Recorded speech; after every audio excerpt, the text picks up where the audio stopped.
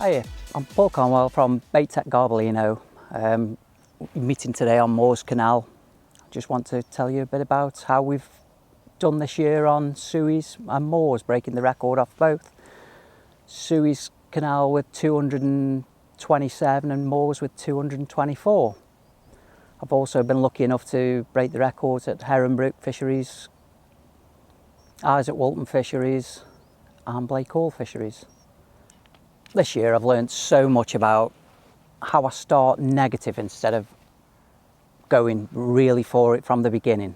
I approach every match now softly and wait till the carp feed, catching all silvers at the beginning of the match and then build into the carp later on in the end of the match. Right, we're on Moore's today. I always start really negative fishing these matches on here because the fish will tell you if they want to feed by giving them a little bit more. Some days I've had 120 pound of hide, which has been enough to frame, and other days it's pushed up to 200 pound. On the days where it's gone to 200, I've still fed next to nothing to begin with. And as the match has gone on, I've started upping the feed, and it's then brought the better stamp fish in, the carp, etc., instead of all the silvers at the beginning. How I'd typically start every match at Cudmore would be very negative, feeding 5 to 10 casters starting off really negative with a light float, light rigs, and just catch everything that you can for the first couple of 3 hours, fishing and feeling your way into the match rather than attacking it too early on. On the days that you're on a lot of fish, you can feed next to nothing.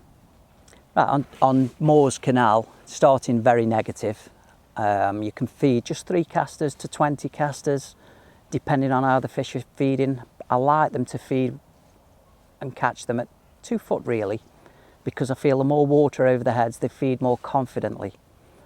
And I usually typically start at around top kit +2, top kit +3. And I've noticed on here in particular that the hide will be further out and the F1s, which is surprising, come in closer. So starting on the silvers, putting fish in the net is all important here. You're constantly dropping fish in the net. You start, feel your way in, you can typically catch 60, 80, 100 pound before you even look for the carp. And looking around, paying attention to the anglers around you, knowing that the carp aren't feeding yet. You can then step your gear up later on in the match and start searching for the carp when it's time. But on the negative days, stay at the fish that you're dropping in the net, and it'll be surprising the weight that you could build up. The hide will slow down a little bit, and if you're lucky enough, F1s will continue feeding. But really, to turn the peg up, you need the carp, and they'll tell you when they want to feed because you'll notice them backing and boshing on the far bank. And then it's nearly time for you to pick the rig up, fishing the hard pellets for the carp. You can be mugging them. It's been a fantastic way this year. So just fishing a 0.1, 0.2 float, catching them from 6 inches deep to 1.5 foot deep. And you're catching carp up to 8 pound. The rigs I would use for targeting the carp and F1s would be still a DC6, but from a 0.1 or a 0.2, depending on the size of the hook pellet that I'm using. I would go up to a 0.2 if I'm using an 8mm pellet, but 4mm and 6mm, you can happily fish with a 0.1 DC6. So using a light float will catch those wary fish. A light float, the fish don't notice they're being fished for. The heavier the float, they can feel that bulk and they just spit it out before you've even seen the bite. So get away with the lightest float you can possibly use each time you go fishing. So wintertime dobbing, it's a matter of picking a rig up, searching your swim, moving it from a couple of foot each time all the way down your peg until you find where the fish are, and then move a metre further out and then come back, repeating the process.